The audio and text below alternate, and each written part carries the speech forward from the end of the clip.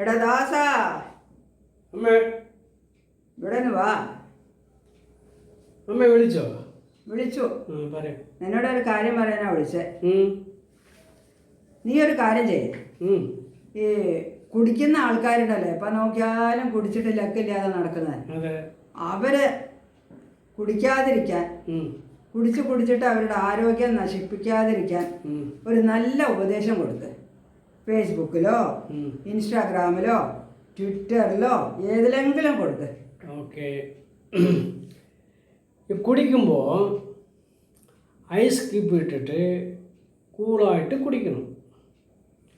രണ്ടാമത് ചിക്കൻ വറുത്തതോ ഇല്ല ഫിഷ് വറുത്തതോ ഇല്ല ബീഫ് വറുത്തതോ ഇങ്ങനെ ഐറ്റംസ് ഒക്കെ സൈഡ് ഡിഷായിട്ട് കഴിക്കണം.